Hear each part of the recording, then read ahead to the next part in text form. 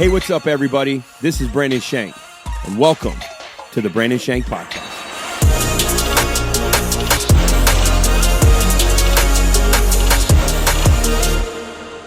What's up, everybody? Welcome to the podcast. I want to start the show off by saying, how about those Washington Commanders? Let's go. Hail to the Commanders. Yeah, talk about beautiful. A Hail Mary, too. I mean, hey, hail victory. Beautiful thing. So let me tell you a funny story. The boys wore their Commanders hats to school on Monday that they got at the stadium 2 weeks ago, and they were accused. One of them, Caden, was accused of being a Bandwagon fan. I'm like, man, it's a beautiful thing when you are accused of being Bandwagon. That means your team is good. Yeah. Right? So thank you for anybody accusing us of being Bandwagon. Thank you for accusing him of being a Bandwagon. Thank you. Just thank you so much. That's such a compliment. Such a compliment. Crazy weekend in the NFL. Anthony Richardson, the starting quarterback for the Colts, in the middle of one of the drives when I think they were down by 2 touchdowns, he took himself out for a play because he was winded. And so now he's no longer the starting quarterback. Oh, welcome, Joe Flacco. Oh, no. Yeah, I did see that Joe was, playing with them. I was like, man, bro, you got to fall out on that field without having air before you can take yourself out for a play because you're winded. It's like, what about all those linemen?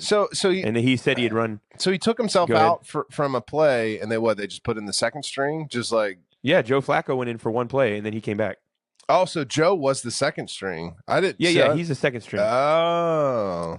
So he took himself out because he was tired, and then he went back in. But they were down by 2 touchdowns, I think. And I'm thinking, you're a starting quarterback in the NFL. I remember Donovan McNabb in a Super Bowl when he played for the Eagles was throwing up in the huddle in the fourth quarter. Yeah. Right? Terrell Owens played on a jacked up leg, and I'm thinking, bro, you're a professional football player. I get it. You're tired. You're winded. But in what level of this entitlement generation are they going to realize that you can't, that ain't the way I know that was a loaded statement. I'm not meaning sideways energy, but it's like, it's so telling of this generation. Like everybody's telling them, basically this generation feels like they can keep their parents accountable. They feel like they can tell authority what to do. They feel like whatever they feel is right, no matter what anybody says. And it's just not the case. I know we just went super deep, super fast. Didn't mean to. But this is one of those things where I'm like, I don't understand this young man's mind why in a million years he would think you could just take yourself out because you're really tired. Like, you're a quarterback in the NFL. You don't take yourself out. It doesn't work like that. Yeah. Like, you never just say, well, I just need a break. Like, what about the 10 other guys on the field who need a break? Those linemen who are getting their heads beaten in the trenches. You know what I mean? For sure. I get it on defense. You can take, or a running back can be like, yeah, I need to take a break. I'm tired. But I get it. I really do get it. But quarterbacks, you never, ever see that. So it was just kind of like, man, what in the world? You know? It's crazy. So, well, congratulations, Joe Flacco, I guess. Yeah. I mean, I'm not mad at the guy. I'm just surprised. Yeah. You know? Well, it's a whole lot better than the Ravens being beat by the Browns. So. Yeah, it is. But, it's the NFL. Everybody talks about teams that suck that beat teams that are good. And I'm like, listen, I went to the Panthers game 2 weeks ago. You don't ever go into a game thinking we're just going to demolish them. They suck. It's the NFL. Yeah. Like, these are the best players in the world. So we got to that game. We got there a little late. Jaden Daniels had just gotten hurt. We were already up by 2 touchdowns, I think, or 17-0. It was already getting away from the Panthers. But how many times have you watched games? And honestly, Dallas is one of the best teams. I don't know that they win these games, but Dallas, how many games are they down by more than 20 at halftime? They end up coming back, and it's a close game at the end. I mean, it's the NFL. Yeah. And so you can't take any win for granted. And like everybody's like, oh, it's the Browns. Yeah, but the truth is the Browns D-line is really good. The Browns actually are supposed to have one of the best defenses in the NFL. So I don't know, man. It's the NFL. That's all I can say. Like, you remember when Eli Manning won the Super Bowl and he got the MVP that year, the Giants got in as a wild card the last week, and they ended up beating the undefeated Patriots. I mean, it's the NFL. Yep. I mean, it's just – so that's why I think of the Commanders, and everybody looks at schedules like, oh, they should be good here, they should be good here. And I'm like, I don't buy into any of that because it's the NFL. Like, there's no safe space with your schedule. You know what I mean? I agree. But a huge shout out to Freddie Freeman. Congratulations on being the World Series stud. I mean, Freddie, he's just Freddie. I mean, we're Braves fans. We know what Freddie can do. We know what he's capable of. The truth is, Freddie still wants to be in Atlanta. I know he may not admit it now. Freddie never wanted to leave Atlanta. We should still have Freddie. I like Olsen. Don't get me wrong, but Freddie's a Brave. Once a Brave, always a Brave. It hurts to see him do this in a Dodgers uniform because he should be in Atlanta. But really, really happy for him. I know he's been through a lot this year with this kid. Yeah. So really cool. Last night, 2 fans were ejected after trying to pry the ball out of Mookie Betts' glove. And I'm thinking, wild. What are you doing? Like, what makes you think you can do that? Like, you're thinking you're going to get that ball and, auction it for $1 million and, like, come on, dude. Like, what in the world are you thinking? Yeah. Crazy. I don't get it. Yeah. I don't get it. I don't know. Anyway. Keep my mouth It's shut. Unbelievable. But, hey, this series, I have no skin in the game. A part of me wants the Dodgers to lose because I'm still mad about Freddie leaving. A part of me wants the Yankees to lose because I don't ever want them to win anything. So that's what I'm saying. You have skin in the game. You have skin in the game. It's the Yankees. No, I'll tell you where my skin is. Chris Taylor for the Dodgers is from Virginia Beach, one of the studs on the Dodgers. He's a Virginia Beach native. He's actually going to be back here at the end of November. He's from here. Chris, good luck to you, man. I want the Dodgers to win it for Chris. He's a Virginia Beach guy. I mean, he comes back, does stuff for the community. He has fundraisers usually when he comes back, does some type of usually it's some type of something for a foundation, or he's just, he's come back to be a part every year during the off season. So he's, like I say, he's one of us, Well, Buddy said that Dan Hudson, so the guy who was pitching when New York hit the Grand Slam, Dan Hudson from the Dodgers, Buddy said he played with him at PA. Yeah, he's from here. Yeah. Actually, I have one of the guys that Virginia Beach Academy, this baseball academy we're opening up here in the next couple of weeks. One of the guys that are going to be a part of the academy that he actually trained Dan Hudson. Oh, wow. He's one of the strength and conditioning guys we're bringing in. Yeah. Supposed to be bringing in. Yeah, he trains Dan Hudson. He trained Dan Hudson. So yeah, it's a close-knit baseball community down here. And all of us know Ryan Zimmerman, future Hall of Famer. He's from here. So pretty cool. So you know why I am most ready? Obviously, the election's coming up. You get out and vote. It's our right. But you know why I'm most ready to have the election over with? All the ads can stop playing. Yard signs and commercials, man. I feel suffocated, almost like you can't get away from it. Like there's nowhere to hide. I feel like if I went to a cave deep within the mountains, there would be a yard sign in there that tells me probably 30 yard signs. And I got, this is how bad it's gotten. I was watching the Texas A&M game last week on national television, and I don't know if it's because I've got Hulu and they sometimes mix up where the live ad or the local ads are supposed to go, but I got a Texas governor ad. Yeah, I got it too. During the game. Yeah. Yeah, exactly. You know what the best thing? I don't know that guy's name. Do you remember the guy's name? I can't remember. But anyway, it was, let's just say he's George, I don't know, Henry. Costanza. Yeah, Costanza. It was literally like, I was watching the game and it was like, vote George Costanza. And then the very next ad, George Costanza is the worst. These are the back-to-back ads. I know when it was over, I was just crying. I was so confused and just thinking, there's no chance. It's over for us. So all of you out there, listen, it's going to end soon. All right? It's going to end soon. Just hang in there. We're going to vote for the next president of the United States. We're going to vote for the governors and Congress and, Senate, or whatever seats are available. We're voting next Tuesday. Yep. So get out and vote. Go vote. It's important. So what kind of fun fact you got for us today, Corey? I got a Halloween-themed fun fact. So, tomorrow's Halloween. And if you're, like we said earlier, came here fast. Yeah, if you're in the state of Virginia, don't be out after 8 p.m. and don't be trick-or-treating Going to jail. if you're older than 12. Well, hey, a quick little infomercial while Corey is gone.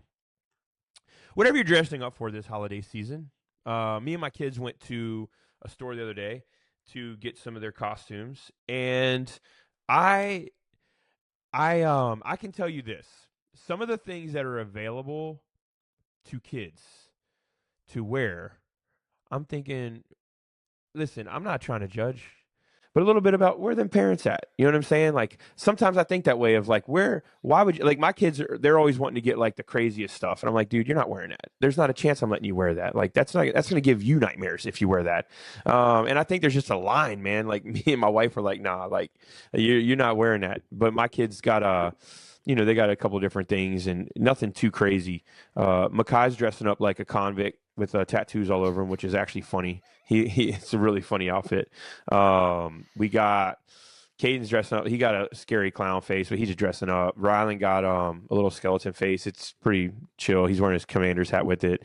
And Asher got a little hockey mask. He's wearing stuff with it. It's just random. But I'm like, man, that's about as edgy as I'm letting y'all get. But overall, it is going to be a fun night. I'm looking forward to it. I'm looking forward to seeing all the community out there. And we're going to a neighborhood where a lot of our friends live. So it'll be cool. Nice. Anyway, welcome back. I'm Corey. back. Yeah. Thanks Fun for fact. keeping the podcast going.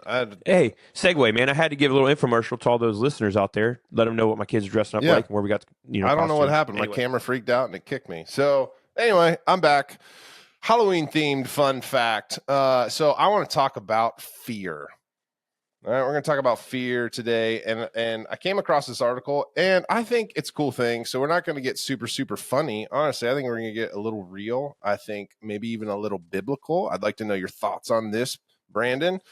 And so this was like how fear can be a good thing. All right, fear can be a good thing. We all know Scripture. We're not given the spirit of fear, all that kind of stuff. But let's talk about it for a little bit because I actually think it does make sense. It says some things like this. I pulled some things out of the article. Our biological fear response is incredibly complex, activating emotions both unpleasant, like stress, and pleasurable, like relief. Our bodies have evolved to respond to what's scaring us by preparing to fight or run. So, right, the fight or flight response. Fight or flight. Yep, by dilating our pupils so we can see better, widening our bronchi so we can take in more oxygen, which I think is really, really cool. I didn't know that. And diverting blood and glucose to vital organs and skeletal muscles. The full body effect of fear can be exhilarating, and psychologically, we can feel satisfaction or even triumph when the object of fear goes away.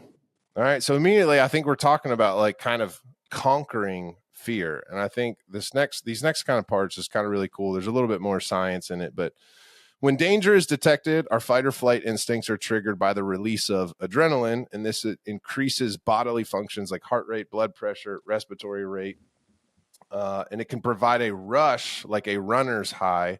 I'm not a runner, so I've never felt that before, but you can feel vigorous and energetic.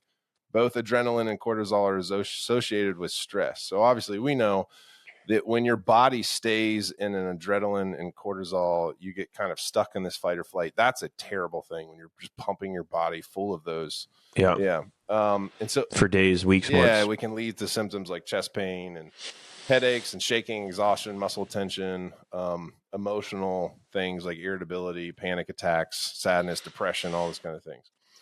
And then obviously on the flip side of this, we have dopamine. And dopamine is basically a feel-good chemical in our bodies. It's associated with pleasure and the expectation of kind of experiencing reward. But here was where I think it got really, really cool. It says the object of fear doesn't have to be gone for the dopamine to hit. Why? And this is why. Fear can become thrilling if we know we will ultimately be safe. I think that's why people like haunted houses. Yeah, you think about haunted houses, you think about roller coasters, you think about thrill seekers and that kind of stuff. Now, there is a risk obviously involved with riding a roller coaster. Something could go wrong. There is risk involved, and I think they even talk about that in the article. It's just like, hey, if you're like, you could love the thrill of skiing down a hill, but you could also go way too fast for your own safety, if that makes sense. But this theme of safety, I think, is very, very interesting. And that's where I think we can get into even some conversations about like kind of biblically. But it says the article also talks about how fear and overcoming moments of fear with others can make relationships closer and stronger. And I think it's cool because when you think about fear, the spirit of fear, when you think about God and who he is and how, multiple times throughout scripture, do not fear, do not fear, do not fear, that I think it comes down to a trust faith thing, that the truth is we all have things in our life that we fear. There's moments that we need to overcome fear. There's things that we need to tackle. We can't run from conflict. We can't run from these kind of things. And it's cool that it's obviously scientifically when we overcome those things. And ultimately, I think when we put our trust in God, that we know, hey, ultimately God has me, that I'm safe and I can conquer. Does that make sense? Like, I think as I was reading this article, that's immediately what came to my mind is all of these moments that people maybe need to address fear or conquer fear. I think it's funny to just use Halloween as kind of an example of this, but how ultimately this becomes good for us, both spiritually, physically, and emotionally, when you conquer these things. And what's cool is I think when you conquer them together, you think of a spouse, you think of friends, you think of, I think of when I went through counseling, when I was with somebody talking through certain things that, yeah, truthfully, I was maybe afraid to uncover in my life or afraid to talk about, or it creates dopamine within your life when you conquer these things. So I thought it was kind of interesting. There's one more I want to talk, maybe if you want to talk about that for a little bit. There's one more line in this article that has to do about scary movies that I thought was very interesting, but that's my thoughts on it. I thought it was really cool as I was reading this article. Obviously, it had nothing to do with faith, but I immediately thought of kind of how we can conquer our fears. Well, I think one type of fear triggers all of the things of fear, but yet it's not truly fear. It's like when you know your parents are around, you're not truly scared like you would be if they were gone. Like you trust that your mom and dad's going to take care of you. Yeah. And I think that's the thing with God is like, no matter what, I know we're talking about roller coasters and scary movies, but there is a part of it where you're like, well, as a Christian, God's always with me. And so the depth of fear I'll never experience. God's not giving me a spirit of fear, meaning fear is a good emotion. It's letting you know something's not right or I need to be aware. Yeah. But when you're panicking in those things, it's like that trusting God to say, God, I'm going to really trust you. I think it's a beautiful picture of it. I think, Halloween can be fun. There's a lot of fun things people do. My kids went to the haunted houses. They went to the Busch Gardens. The Halloween thing that they do. What's it called? Screamo, whatever. Yeah, something like that. Scream. Anyway, they go to that. They love it. My boys love it, but they don't feel like it was so scary. This guy and this, and my boys made haunted houses in their rooms, and me and my wife walked through it, and it was funny, like this little convict, like Mackay's jumping out, and Ryland's behind the door, and it's fun. Like we're screaming, and it's fun, but we all feel safe. Yeah, exactly. And I think it's where a lot of people get it wrong. I can tell you the stance that so many people take about Halloween. It's such a self-righteous stance about it. It's demonic. It's this and that. It's like, I don't know about you, but in my house, it's not. Yeah, it's not demonic. It's not. My kids are safe. I'm safe. We have a lot of fun, but there is a real side to it that people don't understand, and it's when you don't feel safe. It's when you do feel like those things are wrong, and it's not even Halloween. It's just life, and so I love that concept because I think it does open up our minds of like, fear can be there, but when you're safe, it's ultimately almost fun. Yeah, exactly. Right? Yeah.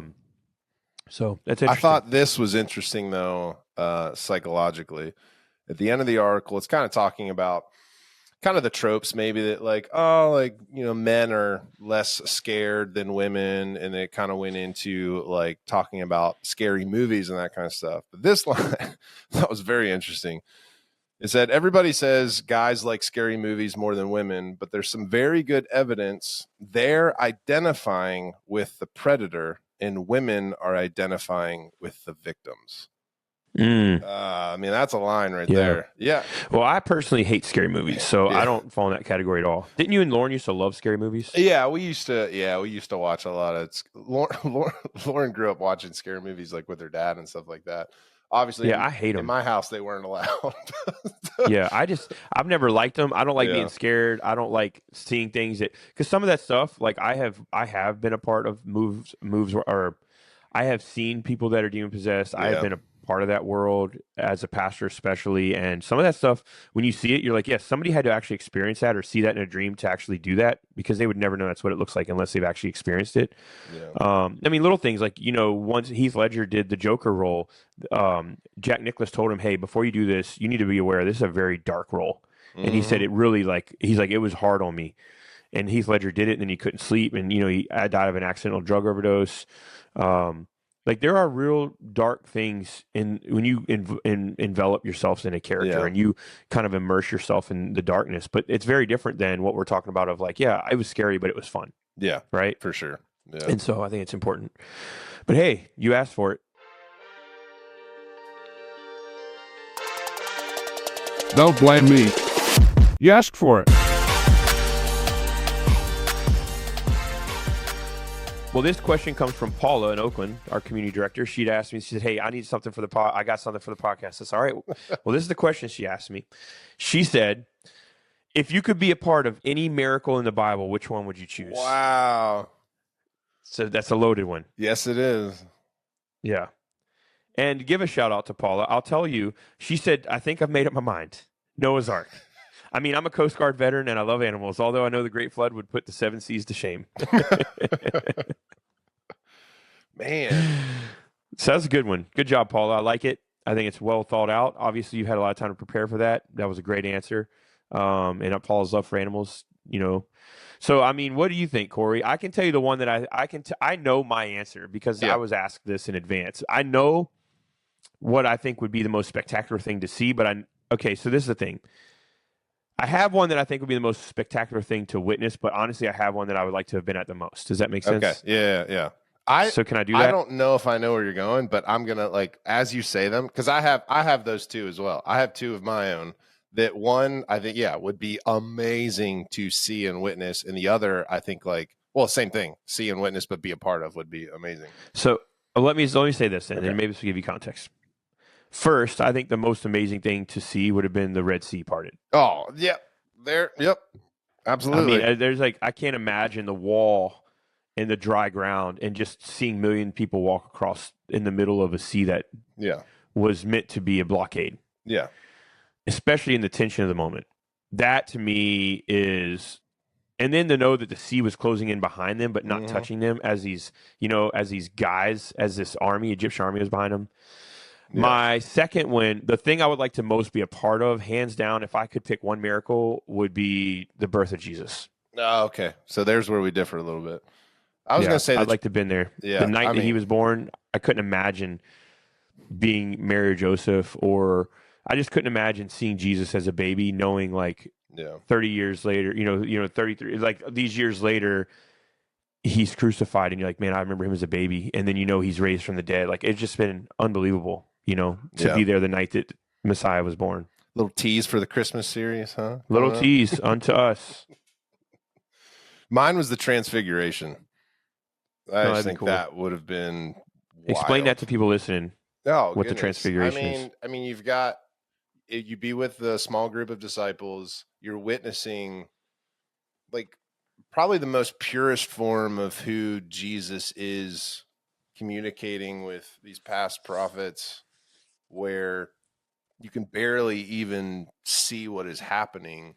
There's a lot of things about that kind of, I'm not going to get nerdy. I won't get super nerdy. Maybe it gets into not things that aren't maybe even explained biblically, but I don't know. I think of moments too, where Moses receives the 10 Commandments and he comes down and his face is glowing, time spent with God. I think we don't necessarily equate those to maybe miracles, but those are, I think, spaces that be could you imagine here on earth witnessing just a taste of God or Jesus and who they truly are? I don't know. That's where I put myself. That's what I think of. Yeah. It's cool, man. Yeah. Really cool. Well, I love it. Let us know what miracle would you like to witness? If you could pick one, which one would you want to see? You get one, I am torn. I guess I didn't really give you one. Probably the Red Sea, honestly. I mean, I'd love to see the Messiah, but seeing that happen, I just can't imagine the monstrosity of what that would have looked like. And the sound. Yeah. Or the wind is what parted it. Yeah. And so can you imagine the sound? Or if you want to go old school, Elijah and calling down fire, and all of that would have been cool. Yeah, that'd be crazy. But I think what happens with a lot of miracles, you realize they happen in the physical. They're things that could happen. When the Red Sea was parted by wind, the fire was called down from heaven and it lit everything up. Mm-hmm. but everything can be attributed to something natural, Yeah. Yeah. right? Mm-hmm. So one thing that I have been thinking a little bit about this year, I felt like last year financially for consumers was a really tough year. I know that money is a big deal to everybody because it's how you survive. I mean, I'm sure there are people listening right now that aren't sure how they're going to make their house payment. They're not sure how they're going to feed their kids. But the reality is, and this isn't a political thing, but the reality is right now consumers are broke. Right. So this year, Family Dollar announced 766 or 677 stores are closing. Walgreens announced 259 stores are closing. Big Lots is closing 360. Lumber Liquidators is shutting down entirely. And this year, major retailers have announced that 6,189 stores are closing. And last year it was only 5,553. And the reason I say this is because anybody living in America, particularly, you just, it's been unreal in that you don't know how, I don't know how, people always ask me, man, how do you afford to feed all them kids? And it's like, I don't know. I legitimately don't know, like the financial weight of survival right now with gas and food and just the sheer price of things. Like, there are things last year that cost $4 that this year costs 13. Like, it's unbelievable, the inflation and the prices you have to pay to make money. Like, I remember when $1,000 was like a big get ahead. Like, man, $1,000, if somebody gave me $1,000, like I have a big get ahead. Like, I'm good to go for a long time. Now, $1,000 like what 100 used to be. Like $1,000 does not go very far today. $1,000 is, and for some people listening, you may say, well, man, actually 1,000 goes a long way. Not in my life. $1,000 is like what I remember back in the day. I used to go on vacation with my best friend every year. My mom and dad used to give me $20. They paid for everything, but $20 was for me to get something that I wanted. Every year, I would go and get a fitted hat. I remember one year I got a Baltimore Orioles fitted hat. It was a gray hat with a black bill and the old Oriole on the front. Cool hat. It was a new era. With tax, it was like $20. Right now, those hats are like 48.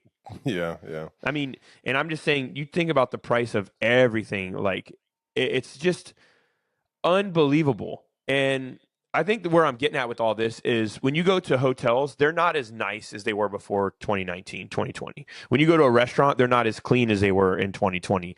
Every restaurant in America, and maybe this is like this more than I know pre-COVID, but I don't think it was, because I know that restaurants weren't always hiring. Every restaurant is looking for help. Yeah. Every hotel is looking for help. So I'm just curious, where's everybody gone? Like, I know the government helped out a lot of people during COVID and financially helped out a lot of people that in a lot of industries. I know people didn't work because they got more money doing this. I get all that, but where's all the money now? Like, where's all the people at that these jobs are just open? Like, where's everybody at? How are they living? How are they making it? Like, because right now, if you travel, whether it's a truck stop or a hotel or a restaurant, nothing is as nice as it was before COVID. Everything is in worse shape. And when you travel the country, we drove out to Kansas City in our RV, and we love RVing anyway. But honestly, having an RV is so nice because it's your stuff. It's nice. You can keep it the way you want it. But when you're traveling out west and you're traveling across the country, like, the country's not in great shape. Everybody acts like, oh, it's America. But I'm telling you, like, post-COVID, particularly financially, like, this country's not in great shape. You go into some of these restaurants and it's like they haven't been cleaned in years. And some of these they're always looking for help, and everything just feels dirty and it feels rushed, and quality is not there anymore. And this is not me throwing down. This is me saying, like, where's everybody gone? How are they making their money? And then those who are making money, we're obviously not spending it like we did because the rates are really high. You're not borrowing like we did. There was a splurge whenever the government put money back into the economy through people during COVID, and that's gone.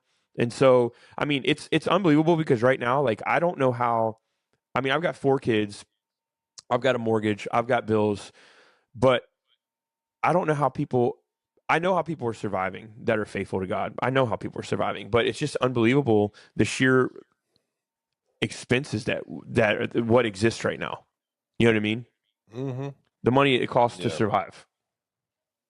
Yeah, it is true. It's like I can think there are times we don't go out a ton, but there are times we go out to a restaurant and just a line of people waiting, but then you look in and it's like half of the tables are empty, and they're not seating people out of seating capacity. They're seating people out of their servers. Like, there's just not, they don't have the staff that they used to have. And so you have a half empty building but yet a line out your door and the wait is 45 minutes because of staff. It's really not capacity at all. Yep. We were somewhere last week. It was a major chain restaurant. It was my dad's birthday. Somewhere he wanted to go. And we waited probably 25 minutes for a restaurant that was half full because we had a party at 9, which was fine. Like, I'm not one of these people that complain. I'm like, people got to do what people got to do. There was one guy who walked in and he wanted a place for him and his wife. He was an older fella. And they told him no. And he's like, well, this place ain't even that good anyway. I'm not waiting that long. And he storms out.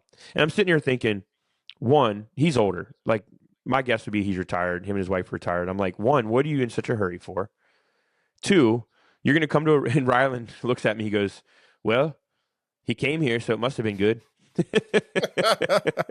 I'm like, kids are smart.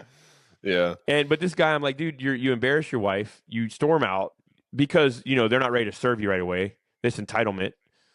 And I'm sitting here thinking, one, what do you want people to do? Mm-hmm. But two, like, anywhere you go anymore, to me, like, if I go to, like, Rylan wants to go to Cheesecake Factory for his birthday. I can tell you right now, if I take me and my kids and my wife to Cheesecake Factory, and you can say, well, you make them do this. I got a 14-year-old and a 12-year-old. They ain't sharing kids meals. Like, they're legit adults. That's your $1,000 right there. Well, I got two of my kids. My two little guys will order off kids menu, but me and my wife and those two, and sometimes I'll just get an appetizer. Me and my wife even share sometimes because I just won't eat all of it. Like, I don't want to because I just don't. Like, she doesn't either. But, I mean, it's a guaranteed with tip, hands down, a $250, $300 night. Mm-hmm. Like, there's no way around it. And you're like, well, nobody gets dessert. I'm like, okay, you go to Cheesecake Factory and tell your kids they're not getting cheesecake. You might as well go ahead and make your bed somewhere else that night. But my point is, if you get, like, it's just, everything is so expensive. Like, to do anything, it's just unbelievable. And I'm not trying to complain because, I mean, God's been good to us and we've been faithful and we're able to do some things that I know a lot of people may not be able to do. I get that. But I also know that, like, somebody was talking to me yesterday. They said, man, I can't imagine what you pay for your kids. I mean, we probably have $2,000 a month bill just in groceries. I got 4 kids. And we don't let them come home and just eat what they want. Like, they have certain snack times. Like, we don't just open up the pantry and it's not a free for all. Like, we don't do that. But it's not, I mean, things aren't cheap. We'll pray for you when they're all teenagers. Bro, well, by then 2 of them will be gone. So that's true. I'll be paying college bills. Yeah. But anyway, just something to shout out all you out there. I know that money is a big deal right now. I know for Palms, we're doing a big one day that's really like a heart for the house type thing of, like, there's things we want to do locally. There's things we want to do in Oakland. We want to open up a playground up there we want to open up a daycare, preschool. We want to do things down here that we're not able to do right now. And I know people will get worried about that too. And I'm like, man, I can tell you this. The other day I was really tight financially. There was something I was stressed about and I just gave to the church. My wife will tell you, when I get stressed about money, I just give to the church because I'm like, Lord, I don't have what I need. I'm just going to give you what I have left and you can multiply it because I don't know. And he always does. Yeah. Yeah. It's like when I'm scared, when there's fear, the reason there's not true fear is like, well, God's with me. So what do? I honestly just give to him. I'm like, God, I don't have enough to do what I need to do. So I'm just going to give it to you and you can multiply it because I trust you. And you might be like, well, that's not smart because this, and I understand the logic, but I also know that it's never failed me. Yeah. It's like, Lord, I don't have what I need. There's some gaps here. I'm just going to give to you. Because I trust you and I know you can do more with it than I can. And it's not a thing of, well, I'll give to you and you bless it. No, it's like, it don't always work where I'm just, rolling in the money. And that's not what I'm saying. It just brings peace to me. Like, God, I'll just give to you. I know you can do with it what I can't. You know what I'm saying? Yeah. But anyway, well, here's my final thought. Here's my final thought. The other day I was driving down the road and it's normal for bikers or people running to have on reflective gear to let you know where they're at. And there was a guy on a bike and he was wearing a neon yellow raincoat, neon pants, a neon hat, but it was like one of those big sombrero type, not a sombrero, but like one of those like hats to keep sun off of you. All neon. I mean, you couldn't miss this dude. But the thing that was odd about it is that he was on the bike path. And so the bike paths aren't I'm not talking about the bike paths at the beach where they're like on the side of the road. I'm talking about a bike path where there's a road and then there's grass and then there's like a path on the other side of the grass where people like walk with their kids on the strollers. And now I understand, and he wasn't in like race gear. He was just riding his bike. He wasn't like one of those dudes who takes it super serious. He was just riding. And so I understand maybe he was going to be on the street at some point, But it got me thinking. And I thought, why? Like, why, my man, are you wearing all that on a bike path? It's an interesting question. It's flashy. It's flashy. And there was no way that man was going to get hit. I mean, but then I it's a thought, way to do it, I guess. But then I thought, maybe we just need to live a little here in this country. And this was my point before I even knew the fun fact. I said, we are in such a fearful world. What if we didn't live so protected?